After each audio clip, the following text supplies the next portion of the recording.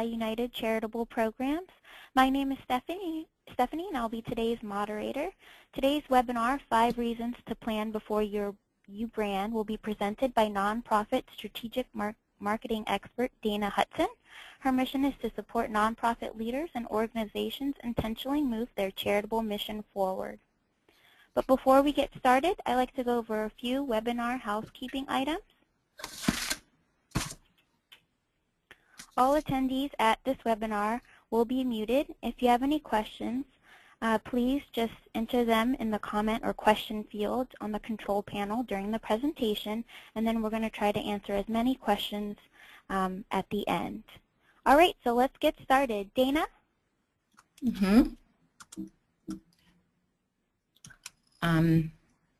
It's not advancing, Stephanie. Just one moment. There you go. Okay. There we go. Okay. Do you want to go over this slide stuff or? Oh, we can just get going. Okay. All right. So hello, everybody. My name is Dana Hudson. Thank you for joining us today. I'm the president of A-Ray LLC. We're a strategic marketing company, and I'm very thankful to United Charitable Programs for the invitation to speak to you today. Just a brief little bit about my background. I have a BS degree from the University of Alabama in marketing, and I've spent the past 23 years in corporate healthcare applying marketing and strategic planning and sales methodologies within the corporate healthcare environment. And just recently, within the past 4 years, I realized that my passion was really to collaborate with visionaries to help clear a path forward so they can realize their mission and have an impact on the community and on the world. So I left the corporate world and joined and founded A-Ray. Oops. So who is this webinar for today? I'm welcoming anybody who wants to attend, but it's specifically, I think, for executive directors who want to ensure maximum ROI on your resources, for any advisory committees, program directors who want to monitor, strengthen your programs, make sure that you're providing relevant services, and for staff and volunteers who want to engage in purposeful and meaningful work on a daily basis. And I'm just going to let you know right up front, the bottom line is any brand without a plan it leads to organizational chaos. So that is the bottom line of this webinar today. And as we go along, I think you'll see what that means. So what you can expect to get from the webinar today is probably more, but at least 5 reasons to plan before you brand anything. A better understanding of how a lack of vision can equal organizational chaos and add to organizational chaos. A roadmap to eliminate the chaos, and hopefully some motivation to chart a course so you can maximize your impact and your programs in 2015. So we'll start with a rhetorical question. So if you got off this webinar this afternoon and you realized that you had just received a $100,000 grant or a large donation, my question is, what would you do with that resource? Would you apply it to programming? Would it go to administrative things, fundraising? What would you do with that resource? And how would you know what to do with that resource? Are you, does your organization or has your program set the priorities? Do you know what everybody in the program know what the priorities are, what the objectives are for this year, for next year, for the year after? Because if you haven't set your priorities and you don't know what the objectives are, then this is what it can look like when all of a sudden you get a large resource and there's so many things you could apply it to. How will you figure out which one is going to be the most effective and have the most impact? I love this quote from A.A. Milne that says basically planning is what you do before you do something so that when you do it, it's not all mixed up. So at this point, y'all asked, you were kind enough to answer a poll before you registered or while registering for this webinar, and we've learned that the majority of folks on the webinar have had experience with strategic planning. You've been through strategy sessions and you have some understanding of strategic planning. But with that said, 3/4 of the folks on the webinar they do not currently have a plan in place. The ones that have a plan in place, I'm wondering how often y'all refer to the plans, if they're being looked at on a regular basis and if they're actually aligned with your vision. and your mission. Some of the issues and the areas of focus that people wanted to learn about today and wanted to have addressed were more about branding, simplifying a process for strategic planning. And I will say right now, strategic planning does not have to be this super long, laborious process. It just needs to be practical and realistic, quite frankly. You want to see what to do with how you're going to manage growth going forward, and how you can, which best marketing channels would be good for you and for your programs. So those are some of the questions that we're going to tackle in the next 30 minutes or so. So I'd like to just, for the rest of the webinar, we're going to think of things in terms of an analogy. And the analogy I'd like for you to imagine is, what if you were given $10,000 to take your dream vacation? So that's what we're going to look at. Some of the things that you might want to think about are, where are you going to go? How far away are you? How are you going to get there? What is the itinerary? And are we there yet? How are you going to know when you reached your dream vacation? Now, some of us, when we hear that, we would immediately have a vision. We know exactly where we're going. We know exactly who's going with us and what we're doing there, because we've been dreaming about this vacation for years. For other people, it might require a little thought and a little planning, because you hadn't really thought about it. So these are the things that the planners are going to think about as they plan their perfect vacation and make sure they maximize that $10,000 and have the best experience ever. So let's take it in chunks. So first off, we're going to think about, where are we going? For your dream vacation, when you think about where you're going, let's put yourself already in the dream vacation. You're already there. And what are you doing? Where are you and who are you with? So some of the things for where are you in the country? Are you out of the country? Are you in a tropical paradise? Are you more in an arid desert situation? Are you immersed in a different culture? Are you having an adventure? Where are you? Put yourself where you are. And then, what are you doing in that place? Are you, what experiences are you having? What sights are you seeing? And who are you doing it with? Are you with a group? Are you with friends, family? Or is this a solitary sort of soul-searching expedition? These are the things that you're going to ask yourself to really get that vision of what that vacation is going to look like. Okay, now, it's very sophomoric, and I'm almost embarrassed to admit it, but I really enjoy the National Lampoon Vacation series. And I will say that Clark Griswold had a vision. That man had a vision. He knew exactly where he was going. He was going to Wally World, and he knew exactly what the experiences he wanted to have while he was there. But the problem with vision is, if you don't plan, then it just remains a vision, and you don't know how you're going to get there. Your plan is the roadmap of how you're going to get to the vision. And that's where Clark had a bit of an issue. His planning was not so great. So I'd like to switch over for just a second and have you think about your programs. Think about where you are and imagine what the world would look like if your program was accomplishing 100% of its mission. What would that look like? And essentially what you're thinking about is, if you were no longer necessary, right? You've accomplished it. So what would that look like? Take a minute to get that into your mind's eye. And you see that is your vision. That is your program's purpose. That's the inspiration. That's why you guys are going to work. That's why you're doing what you're doing. That's your vision, okay? So now we have a clear destination. We know where we're going on our vacation. We know where we're taking our programs. We know what we're working towards.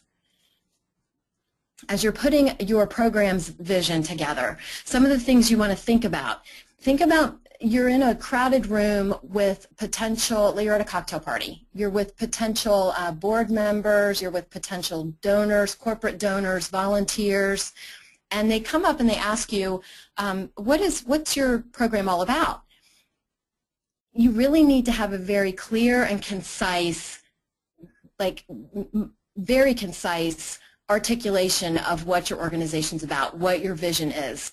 Because if it's not clear and concise, it really loses its inspirational value.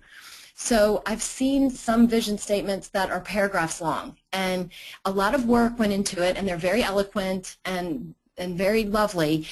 but most of the time we don't have enough time to explain 3 paragraphs worth of vision. It really needs to be clear and concise. And in a survey, or there was an analysis of the top 100 nonprofits in the United States, and one of the things that were looked at was vision. And in the top third of those top 100, their vision statements averaged just 14.56 words. If you cut that even in a slice thinner, and we looked at the top 15 organizations' vision statements, they averaged just 10 words. So less is clearly more. So I'm going to give you an opportunity here for a second to see if you can match the vision statement with the nonprofit organization. So here in the bubbles are listed several vision statements, and they're actual vision statements taken from the top 100. And to the left-hand side, you'll see the names of the organizations that belong to the vision statements. And I just thought you could take a minute and read some of these and see if you can match which organization goes with which vision statement. You can see that they vary. We have some that are very, very concise. A Hunger-Free America, that's very concise, but it's powerful, all the way to ones that are a little more wordy, but still concise enough that they inspire.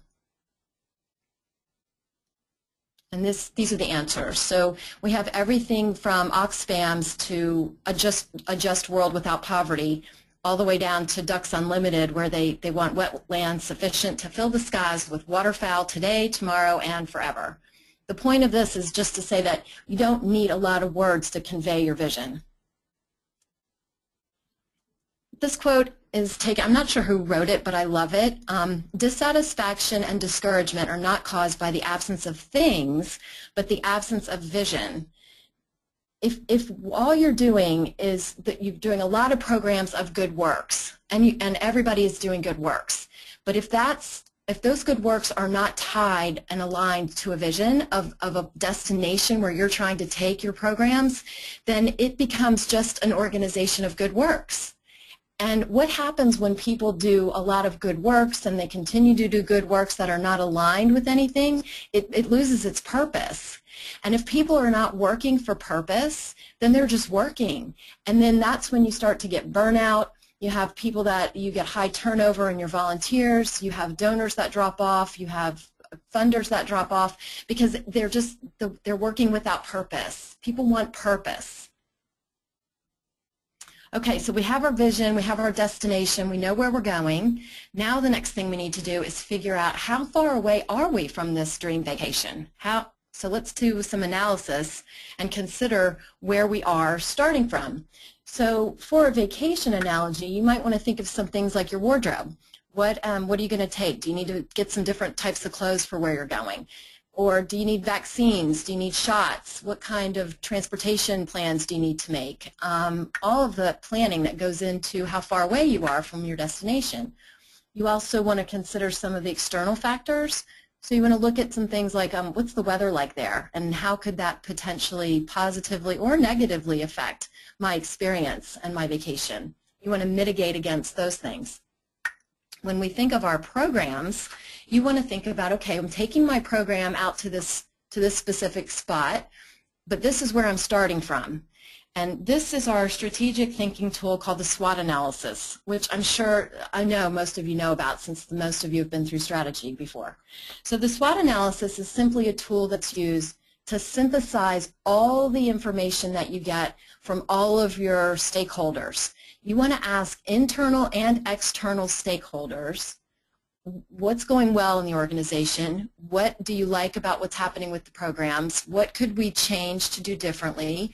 What could we do better? What are we already doing really well? You take all of that information and synthesize it through the SWOT. And you want to make sure it's a pretty inclusive group that you're hearing from. You don't want to exclude anybody.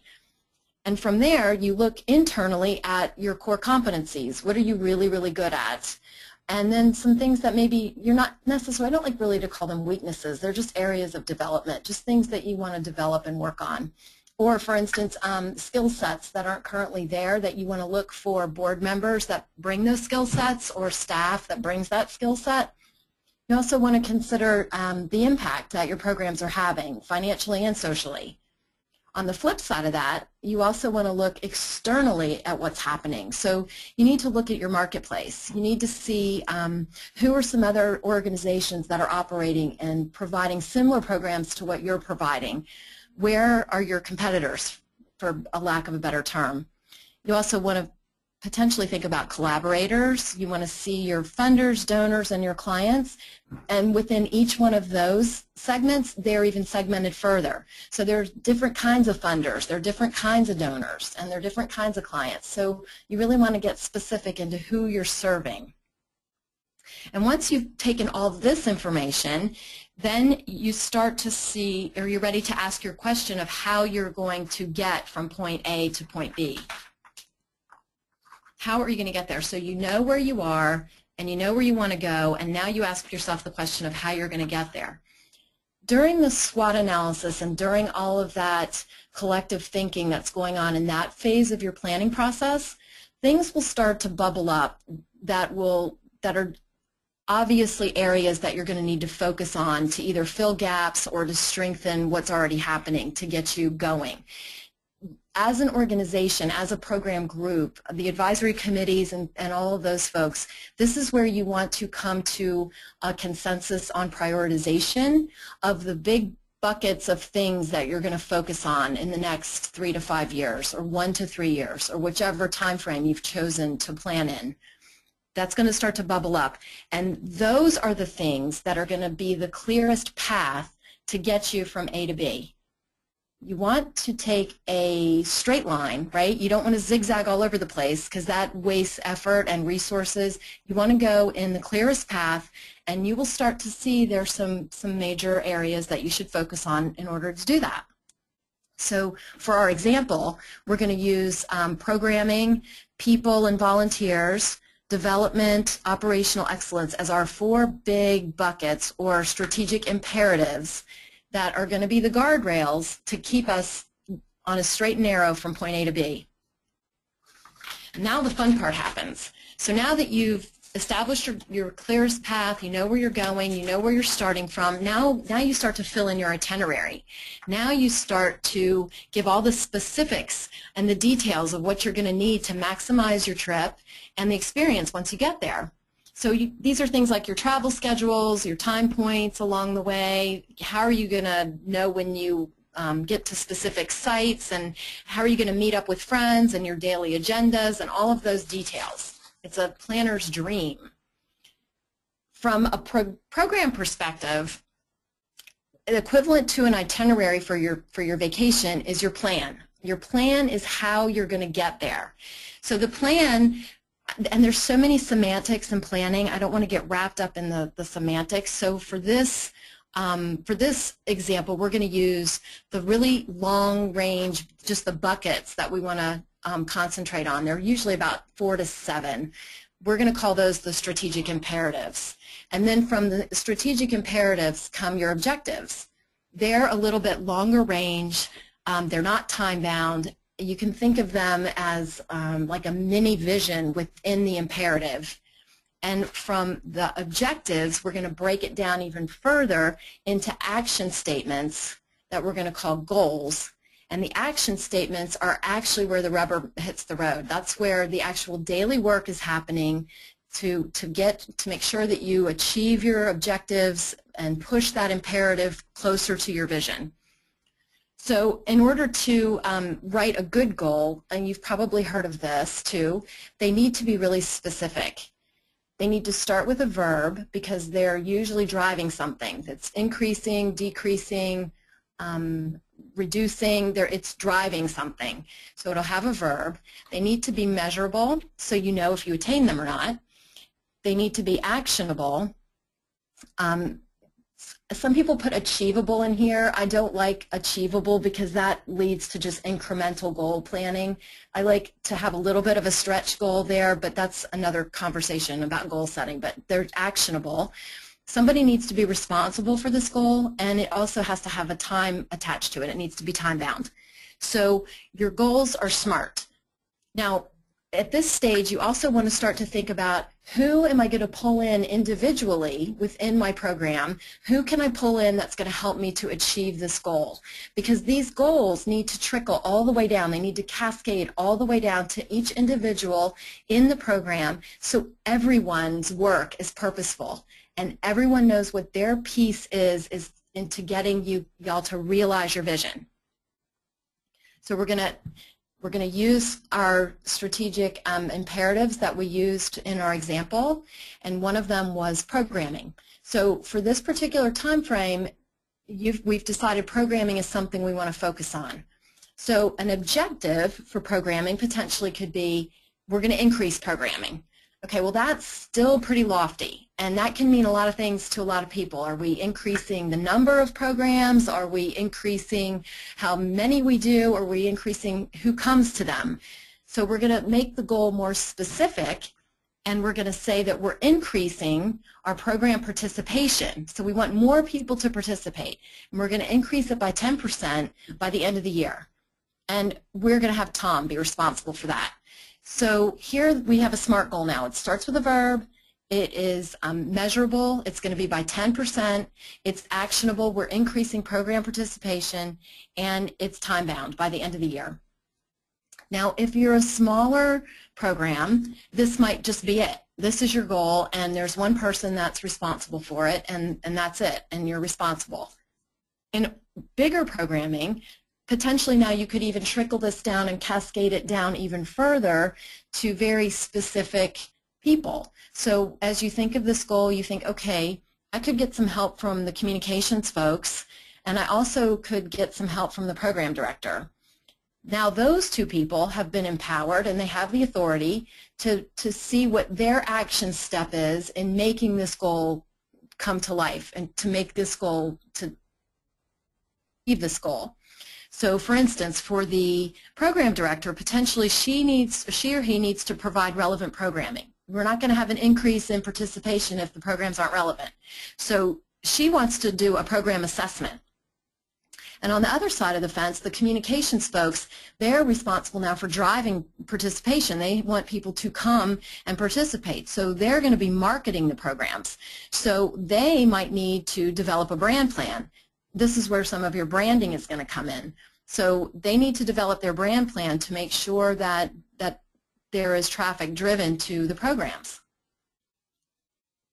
But anybody that's traveled with children, we know that the inevitable question, and it's relentless, is the are we there yet? Are we there yet? And how do we know if we're there? So for a vacation, it's relatively simple. I mean, you pass the signpost, you tell them how many more miles you have, it's fine. Or you get on one airplane and then get off and then get on another one, and there's one more airplane ride and we're there. But for planning, it should be just as simple. But there is a startling statistic here around planning that really, as a planner, it's very discouraging. But it was just reported in the Nonprofit Quarterly. I just read something that stated that out of 10 organizations, nonprofit organizations, that go through the strategic planning process, and for those of you who have been through it, know it can be, depending on who's leading it and what you're doing and the size of your organization, it can be really laborious, and it calls on a lot of people's participation. 1 out of the 10 that go through that implement their plan. So that means 9 of them don't. So why bother? Why bother? And one of the reasons why they don't get implemented is they don't have a process in place to track their progress or to hold anybody accountable.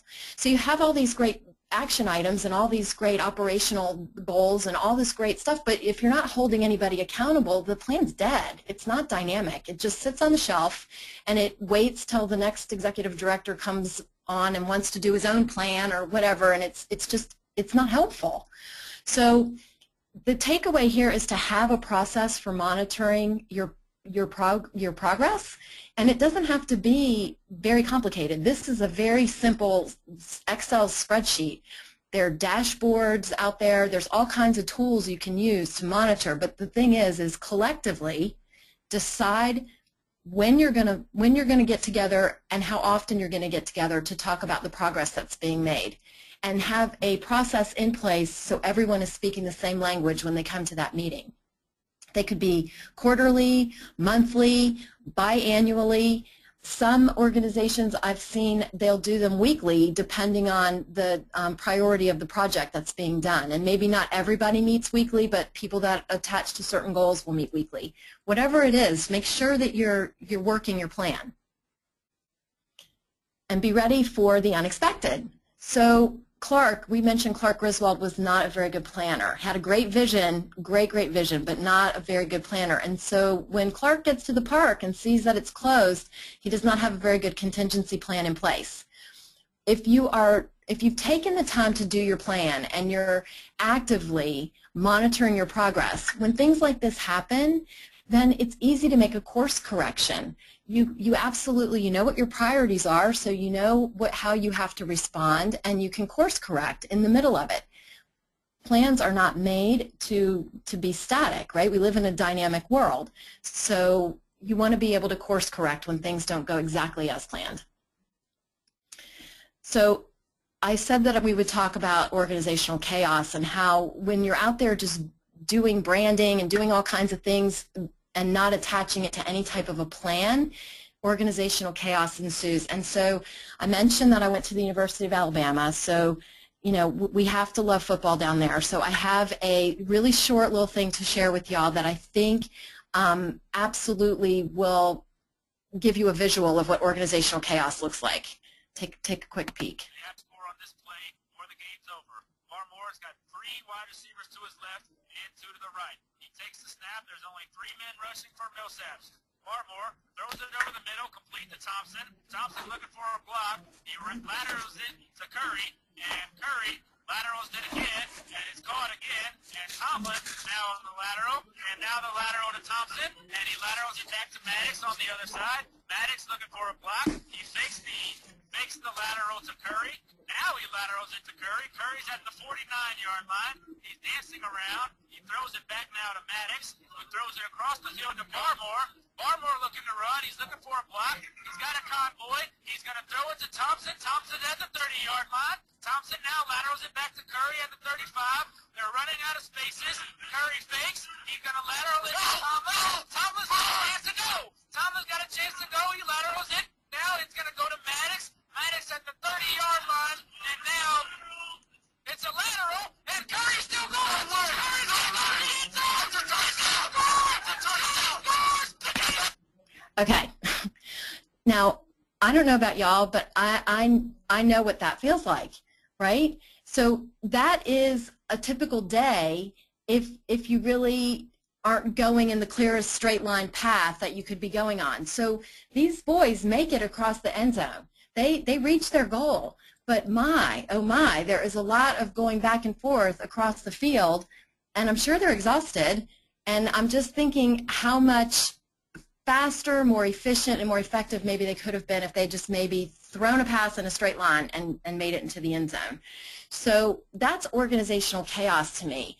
Let's look at it another way. Okay, so we live in a dynamic world, so our plan needs to be dynamic.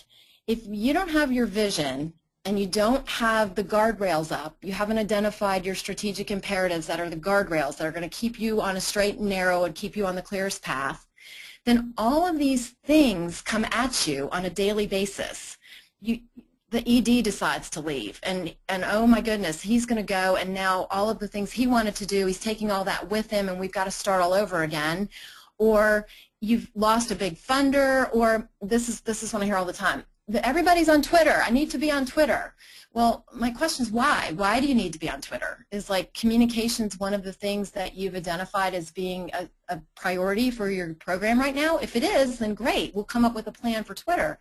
But just because everybody's doing it doesn't mean that your program's ready to be doing it.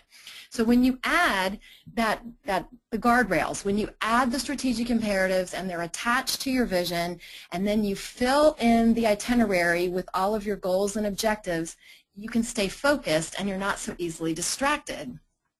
And that gets rid of the organizational chaos. So that's how you get to the roadmap of purposeful work, right? So everybody in the organization knows why they're doing what they're doing, and every activity that they're doing is helping to drive the whole program closer to the vision. So you need to know where you're going. You need to have a very clear understanding of where you currently are. You need to align your goals and objectives and your action items to the vision, and then you need to work the plan. Don't put it on a shelf and just say, check, we did that. We don't need to do that for another 12 months. You need to actually work it. That's why it needs to be practical. It needs to be not filled with a lot of mumbo jumbo and all kinds of fluffy jargon. It needs to be real. It needs to be real. And when that happens, you can say goodbye to organizational chaos, and you can really be doing purposeful work in 2015. So I know a lot of you are like, well, what does this got to do with branding? Like, what does this got to do with branding? Well, all of this work that you do in your planning is going to help you have a stronger brand, and we're going to get to that in just a second. Okay, so now if I asked y'all the question, okay, you just got $100,000, and we want to know what we're going to do with it, well, now it's easy. Now you're not standing in that sea of confusion going, I don't know what we're going to do with this. What you're going to do with it is clear because it's in your plan. So you've decided that programming is a strategic imperative that you want to work on. You've made a goal within programming that you want to increase the program participation by 10% by the end of the year, and you know who's accountable for that. You know that you've empowered communications and the program director to do what they need to do to make this goal achieve this goal. So the program director has requested a program assessment, and the marketing folks are going to develop a brand plan.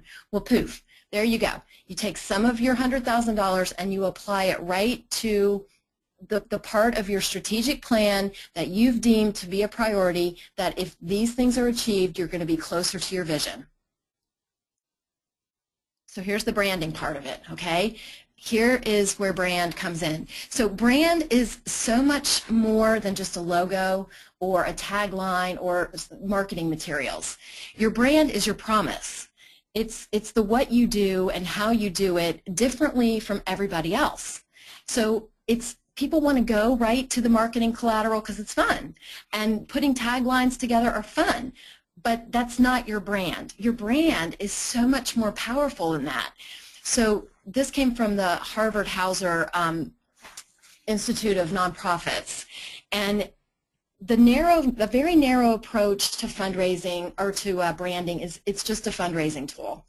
But if you stop and think and take a wider strategic approach to building your brand, you'll find that a strong brand actually will drive long-range goals, and it'll strengthen your internal identity. Everybody inside will know what you're all about, which will strengthen the cohesion and the cohesiveness inside, which will strengthen cohesion on the outside and give you more, build your reputation, where you can build capacity, and on it goes, and it just goes round and round. And as you build capacity, you have a broader image, more identity, which gives you a position for more cohesiveness and trust with external partners and external donors, and it goes around and around in a circle until you're building a very strong brand.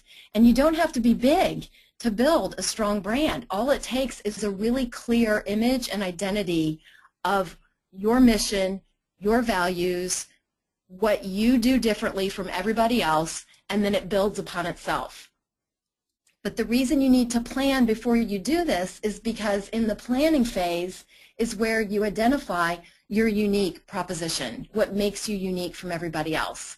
And it's where you identify what your mission is and what your goals are as from ethical, where your values are. That's where you find where your values are.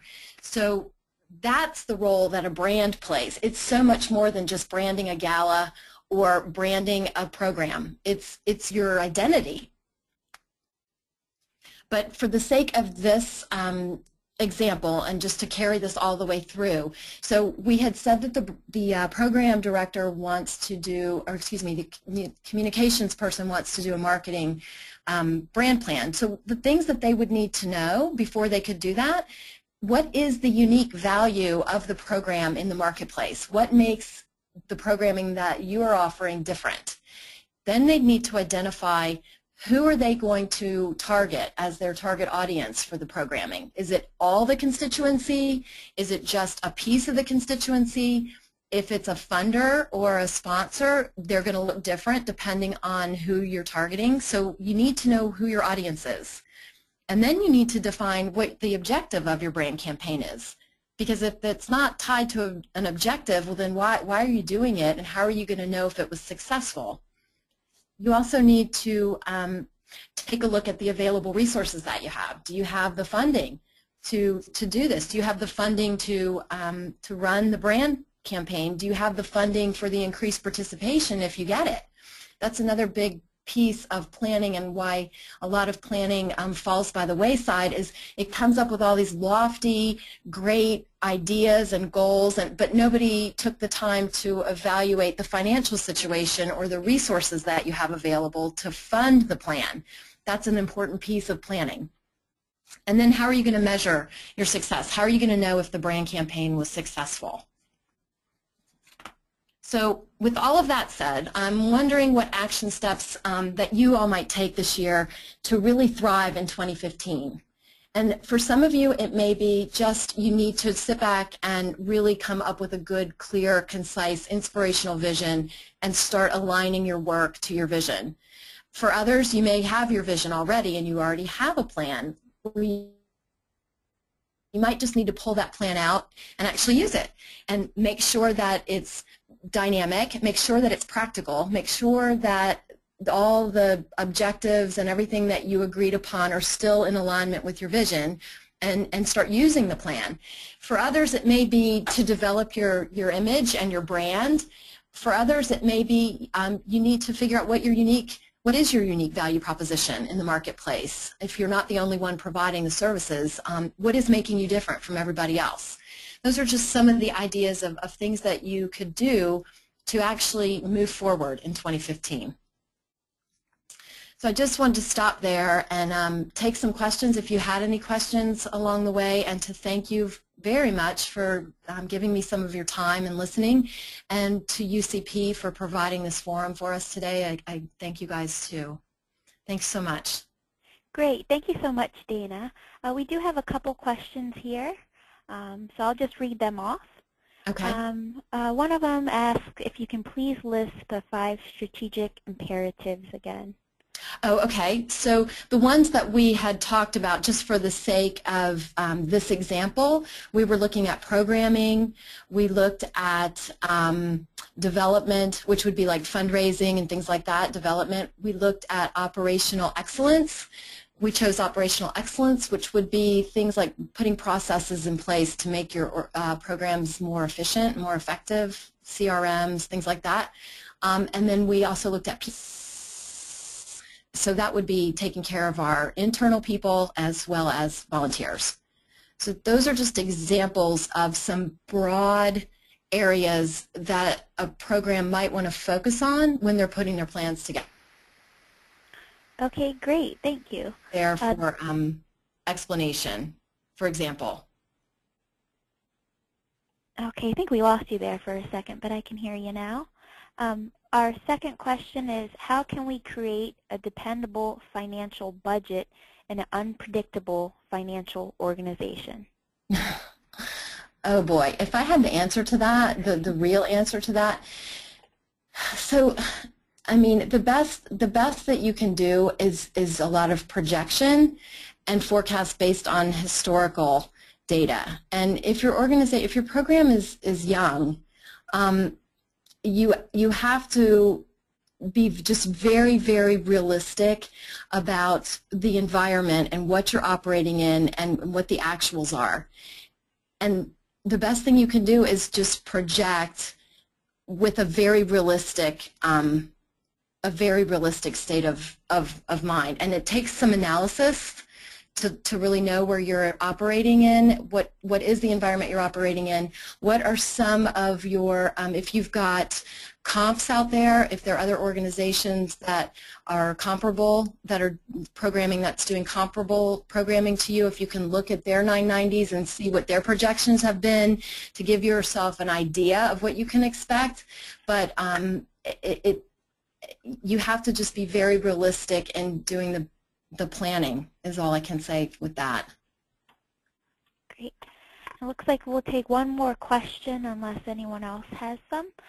So the last question is, do you have any particular method or a worksheet that you like to use in following up on the progress of your strategic plan, say quarterly check-ins or something?